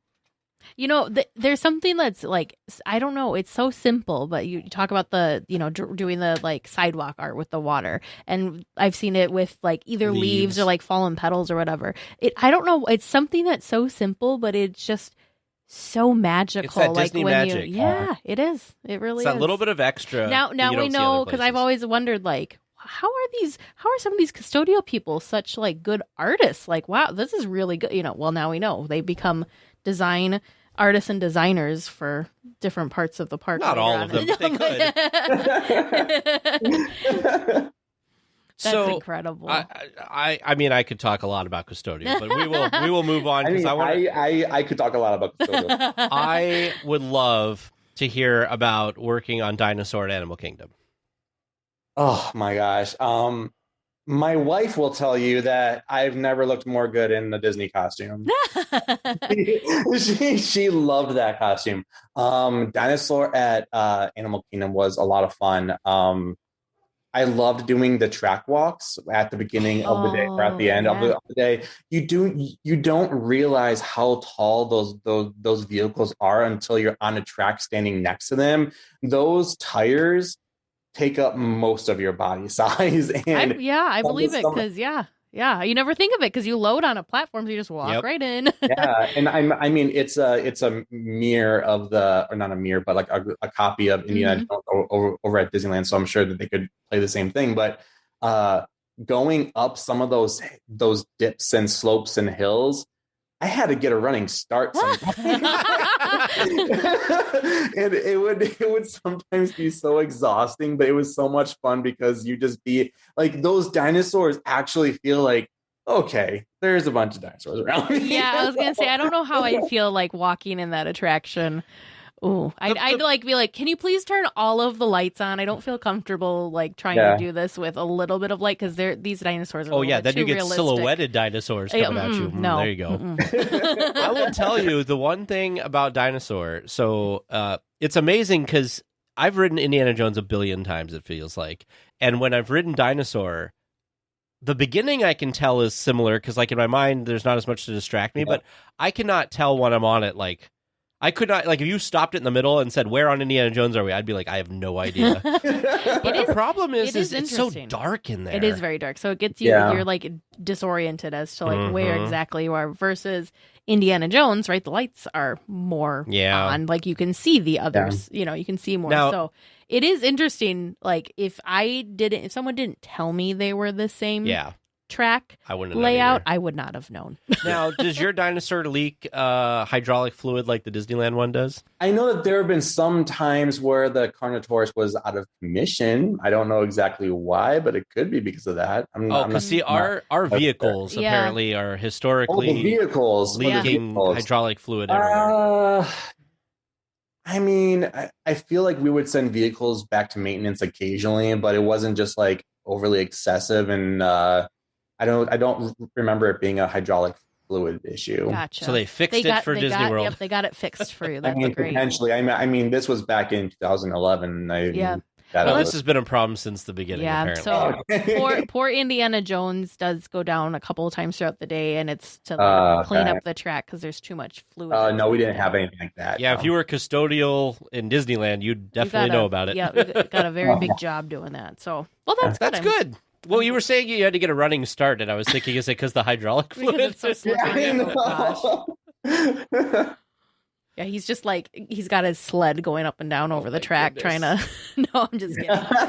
How amazing. How amazing. And then the last year of your Disney College program was at Epcot. So tell us what it was like working at Epcot.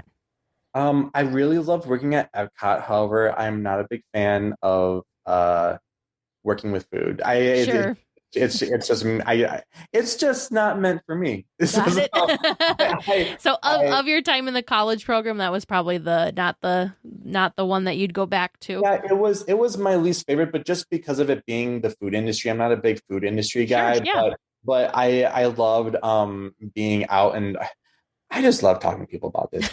So just like with custodial, what I didn't get at Dinosaur was that, because it was loading people on a vehicle and loading them off. I mean, sometimes we'd be at the front of the attraction, we'd get to talk to some of our guests, but with custodial and with outdoor food and beverage, I really got to speak with guests about their day. Sure. So that was something that I carried over from custodial that I did love about being in outdoor food. That was something that I wouldn't get if I was working in an indoor food setting. Mm-hmm. So with that aspect, I did love it. Plus, at that time, my wife's college program role was custodial at Epcot. So sometimes she came by and talked to me about my day. And that's perfect. I was just thinking too, how neat it was that you got to do the college program not once, not twice, but 3 times, and that you also got assigned different parks. And then right cherry on top, the last park you worked at, your wife happened to work there too, so that's like even better. Yeah. And actually, what I didn't mention about my professional internship after Epcot with guest information and collateral was that role was in the feature animation building at Hollywood Studios. Oh, look at that. So I got to work in all the parks, but not only that, but I was geeking out pretty much every single day that I was coming in, because that was the building that made Lilo and Stitch and Brother Bear. And it was really cool to be working in those offices. Yeah. Where those artists got to make those great movies. And there is a wall in there that has some artists' signatures on it. And there's the screening room in there. And they still had old film equipment that they kept in there. It was just so cool. Yeah. That is so cool. Wow. So you worked outdoor vending at Epcot. Was there any specific spot that you were at more frequently than another? Yeah, I was Future World, and so pretty much every spot in Future World, and then just the tip of the world showcase. They called it the Promenade. It's right when you enter the World Showcase. There's a couple spots there that I would work. Plus, I would work. Some of them were little tiny outdoor food buildings, and some of them were carts that I'd push up, and yeah. Dang. Cool. So cool. You've done it all. I know, right? You pretty much have. That's like, I'm wow. exhausting just thinking about like, oh my God, how did I make it this far? So you're like retiring in a year or two, Yeah, right. Yeah. I know, might as well. That's amazing. So let's talk about your professional internship. And so we heard about the park map stuff because, right, that's super cool. What other kinds of things did you get to work on and do while you were there? Besides Alani, I mean, I got to work on simple things, just like I remember I had to make little door hangers that would go on doors at the different resorts, and if there was, I remember I made something for New Year's Eve events at the different resorts and over at Hilton Head. So yeah, anything that was like sometimes it'd be a little sign that would be posted up at the wheelchair rental that in the park. So it was just all kinds of different printed stuff. Actually, I completely forgot about this until the other day. Back before we had the app over at Walt Disney World. Oh. Mm-hmm. I remember we were testing for special events. We were testing an opt-in like push notification type thing where if you were part of like Night of Joy, or if you were doing one of the Halloween parties or something, you could opt in to this texting program or this texting thing, and we would text you something cute like the wait time for Peter Pan's flight is only 15 minutes off to Neverland, and then you would know that, oh, there's a short wait time over at Peter Pan's flight. Let's go over there. And we would text you about the different things going on, or like if there was a parade about to start, then we'd text you about the parade starting and stuff. And this was all before the app, so it was very, very primitive. But that was something that was cool that I got to be a part of. That was probably like an in-between step between other things, but then eventually leading up to us having the app that you got all that information on. That is pretty amazing because, like, I think about it now, right? We've gotten so used to the app and how wonderful the app is and how easy it is to navigate and kind of plan your day. It's hard for me to think about the before times, before the app, when you'd have to, like, go, you would just have to either, like, walk all the way over to the attraction to see what the wait time was, or you'd have to find one of the boards, or, like, it wasn't just right there readily at your fingertips. So that's interesting that they did, like, a push notification thing. Mm-hmm. It was only for special events, though. Yeah. But I feel like that was kind of like the early stages. Yeah. Oh, definitely. To those types of apps, but it was really fun because I remember when we were testing it out, I got to go to some of those events, and we had like a base that we were monitoring everything on the computers and pushing out the notifications and stuff, and definitely different times, like hoping that Disney is going to text your phone about maybe there's a low wait at an attraction. That's so cool. That is neat. So I have to ask, I want to talk about some basics here because I feel like people might find this really interesting because they, there's all of these things, right? Like you said, there's door hangers, there's just info signs, there's the park maps. There is just a plethora, almost an endless amount of different media and signage and stuff that's everywhere throughout the parks and the hotels. And I sometimes I found myself doing this. I'm sure some of our listeners are going to feel this way, that you don't think that like somebody sits down and designs these things. So my question for you is two parts. One, when you start in the department, when you have to draw characters that are so well known, like how much leeway do you have to depict a character a certain way? Like, does it have to be really specific, or can you kind of do like a stylized version, that kind of thing? Are you trained on like, Mickey Mouse has to be these proportions, etc.? And then the other thing is when you sit down to start one of these design projects, like a park map or like a sign, how do you come up with like inspiration to take something as simple or as, some people would say boring as like a door hanger or something and make it something cool and magical that is worthy of being on a Disney door handle somewhere or on a desk somewhere?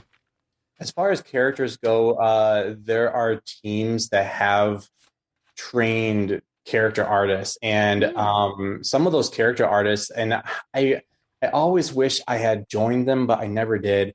like once a week or once every few weeks, they would have like free art classes where everybody would, like whoever wanted to join would come, and they would do like still life drawings, or they would do like character drawing courses, like just for fun. But anyway, getting back on track.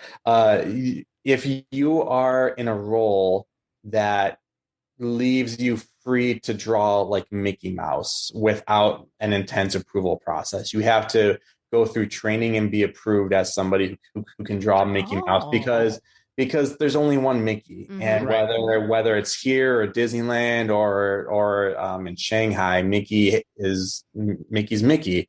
So that is what happens with the characters. Now, there are stylized characters, and there are teams of people who, again, approved teams of people who can do stylized characters in certain ways, but there's approval processes.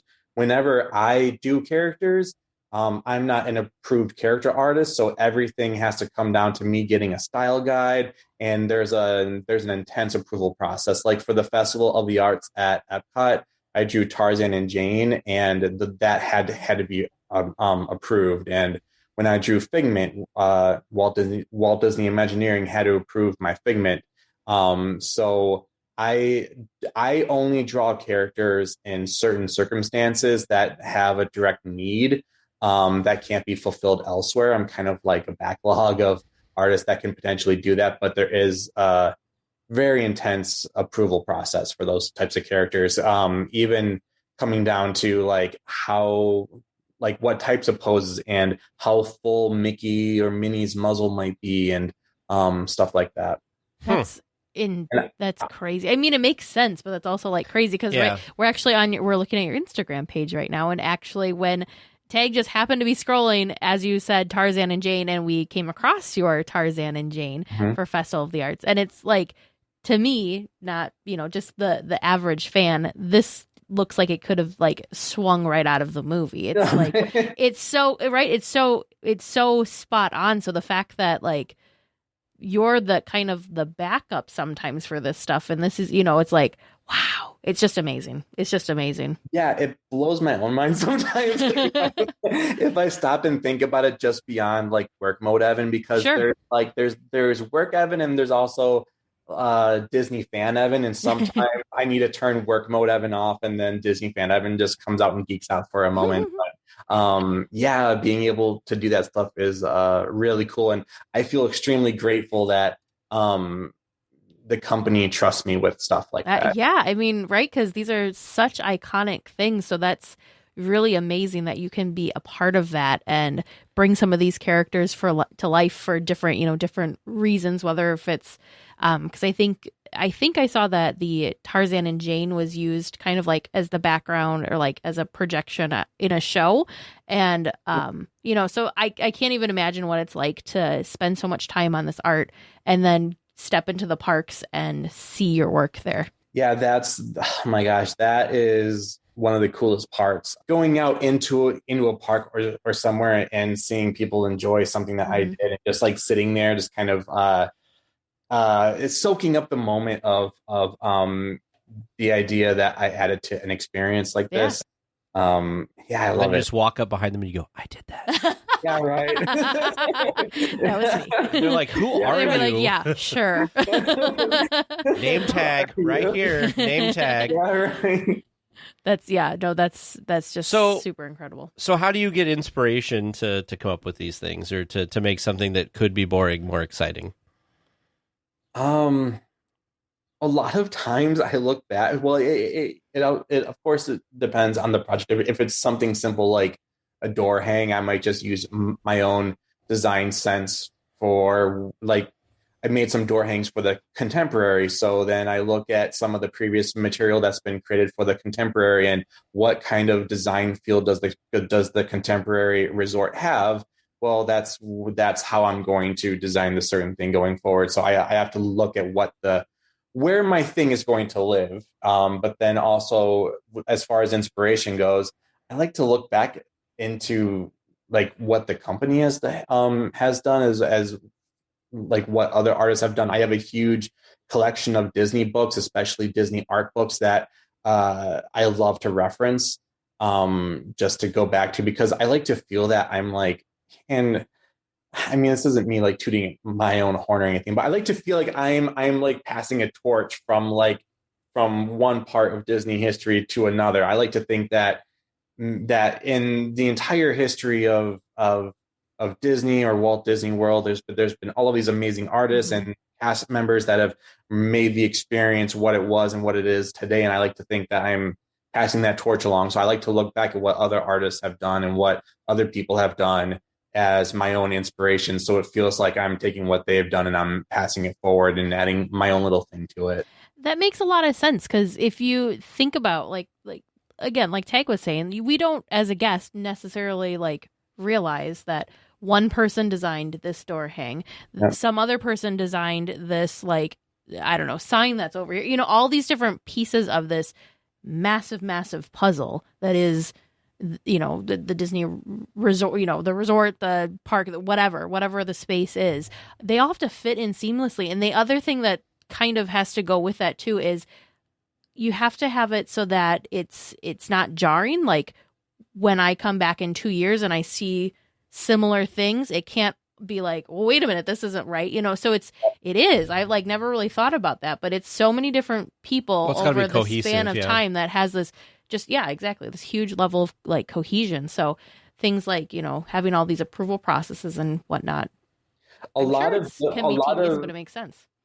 A lot of internal debate goes on over what might seem like the simplest things, but it's it all comes down to like carrying the legacy and the history and making sure that we're staying consistent with the expectations of the product that we're delivering. And a weird example of this is a character, for instance. So Kermit the Frog, when they did the reboot for Disney Plus, I could not get over the fact that Kermit did not, I couldn't tell you what it was exactly, but Kermit didn't sound right. So clearly Kermit has not had the same voice ever since Kermit first first appeared. But you know, we pick up on the smallest thing. So and never have I had an experience in a Disney like bubble. So like whether it was somewhere in the Walt Disney World Resort or Disneyland Resort, never had I had an experience where something I'm like, ooh, you know, like that. So it shows that even the thing that might seem like the most tiny little, nobody's going to ever notice this detail, makes sense that you have to it takes a lot of time and a lot of effort and a lot of decisions and maybe back and forths to make it happen. It's just. Yeah. And that's why we have internal groups like Disney University that help carry that legacy forward. So if you are a new cast member joining Disney, then that is still instilled in you, that need to carry the legacy of the company forward, and how important your role individually is to that, and empowering everybody to be their own leader and to be able to do that and pull that going forward. Because we have a consistent message and product that we want to deliver. And something that I learned over at Disney Institute, well, not learned, but that really stuck with me, is a lot of companies have brand promises or vision statements and stuff. The Disney brand promise is Disney delivers entertainment with heart, and that with heart is very important. And that is kind of threaded throughout a lot of what we do. We have to make sure that everything that we do kind of gets down to that deep spot within all of us where that magic kind of lives. Yeah, that makes total sense. I felt ridiculous. So last night they had, back on the West Coast, they had Avengers Campus, and they had a opening ceremony. And I think it's really cool that some things have been more available to the public that maybe weren't available. And I would say maybe this is because of COVID. I don't remember them always broadcasting so many park things before. So I think it's cool that we can tune in and watch like the live stream of this really neat ceremony for Avengers Campus. Anyways, where I was getting to with that, I'm not a big Marvel person, and I'm not super excited about like Avengers Campus. I think it's going to be really cool, but it's not something that I'm like chomping at the bit wanting to go in and it's not the next Haunted Mansion for you. It's not the Haunted Mansion, exactly. So, but I got emotional watching that, and there's something, I don't know what Disney does, but you guys are doing it. It's the heart. Yeah, it's the heart. That's exactly what it is. And it's like, I don't even really care that much about this, and here I am like, crying. Exactly. It's just like, it's, and I'm like, watching this thinking like, I don't even care. I don't even Disney's care that great this with is getting that. me emotional. It's amazing. And it goes with what you were saying, Evan, about, the history and the torch and all that stuff, because when going back to my trip to Disneyland Paris that one day, we saw that show at night. And of course there was people there that spoke all different languages, and not everybody there spoke English and everything. But there was a segment of that show that was the Jungle Book, and it was the I Want to Be Like You. Yep. Everybody was singing and dancing along to that. I've never in the US with any of our shows have seen that many people that enthralled with that. Yeah. And that's all because they connect with that. Everybody knows I Want to Be Like You, Jungle Book, and it's such a catchy tune. Everybody just has to dance. It's just crazy. Anyway. Yeah, there is something that Disney creates that just gets down deep. It doesn't matter where you live in the world or what your culture is, your background or whatever. There is something that speaks to pretty much everybody in the world. And that's how you can go to Disneyland Paris or Shanghai Disneyland or to all of these other areas where Disney is around the world and still get that same feeling, but also be around other people who have that same type of experience that you have on the other side of the world, Yeah. Well, definitely. we had an exchange student that went with us to D23, not this past August, but the August before. His big dream was to meet Mickey Mouse. Yeah. And he got to meet Mickey Mouse. And he's like a 17-year-old boy, right? You're like, okay, you're not going to be that excited about Mickey Mouse. He was so excited to meet Mickey Mouse. Yeah. That's and Mickey great. was just as excited to meet him, Mm-hmm. which also made it great because Mickey was he's like, I'm from Poland, and Mickey was like, oh, and did mimed shock and awe and excitement, and that's what it's all about. Those characters, and of course all the cast members and experiences and stuff. Like the nighttime spectaculars and the parades, all of it, right? Yeah. It all adds up to be one cohesive thing that just everybody loves. Exactly. And nobody else quite does it like that. Universal sometimes with their attractions will get close. Yep. But Disney is the whole package and you're so enveloped in it. Yeah. It's crazy. It is. We still have so much more to talk about with Evan. So next week we will continue our interview with him and you'll get the rest of his story. It is fantastic and you won't want to miss it. Looks like we're coming in for a landing, gang. But please stay listening until trivia comes to a stop. And then you can walk to the nearest exit. Thanks for listening to the 8th wonder of the world, DLWeekly. Yeah, welcome back. You two did pretty good, especially combining yourselves together. So our first question was, prior to COVID, where in the resort could you meet everyone's favorite sailor duck, Donald? You gave me his house in Toontown. You could have also given me Main Street at Carthay Circle, at Donald Duck Seaside Breakfast at Disney's PCH Grill and Paradise Pier Hotel. Yes, the full official name. And potentially other character breakfasts as well. Ah. All sorts of places. Yeah. Popular option. Question 2 from Donna S. was, when is Donald Duck's birthday? Put you two together and you actually got it right. Oh my gosh. What? Teresa getting the date correct with June 9th. Tag getting the year correct with 1934.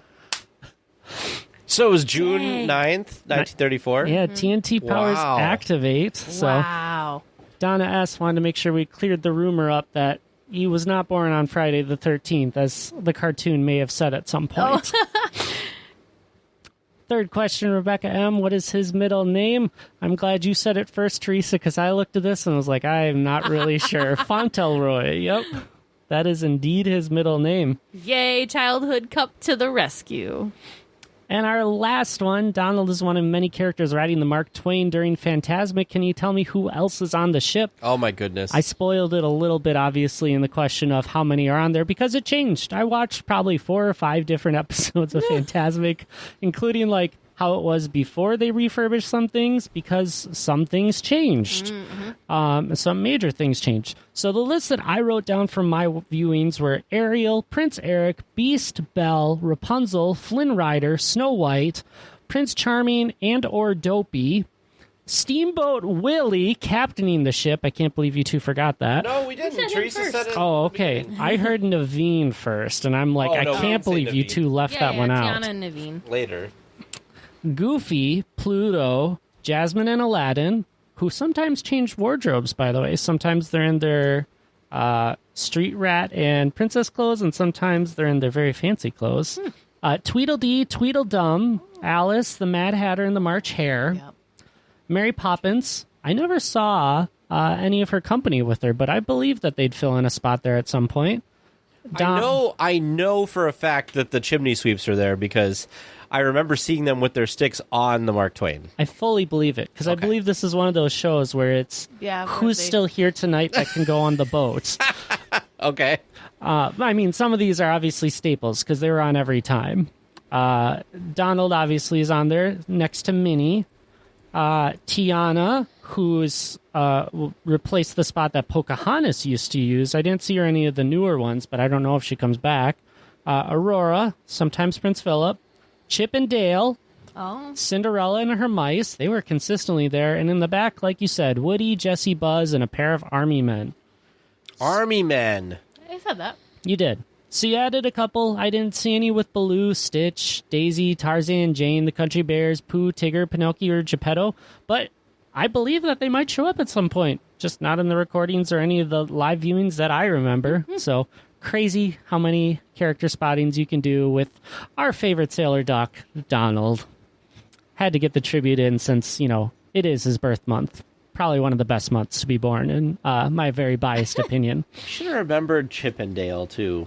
What a great list. One of my favorite things about that last question is how many characters are brought together. Just like a lot of people come together in Trivia Land and give us great questions to stump TNT, or let them surprise themselves and feel really good when their powers combine. You can send producer Vern and I trivia questions for us to ask. It's trivia@dlweekly.net. Well, we will be back next week with more Disneyland news and information. So until then, go out and enjoy the parks. Please remain seated until the podcast comes to a complete stop and the doors have opened. Then collect your belongings, watch your head, and step carefully from the episode. On behalf of all of our crew, thanks for traveling with us. And we hope you have a happy and memorable visit here at DL Weekly.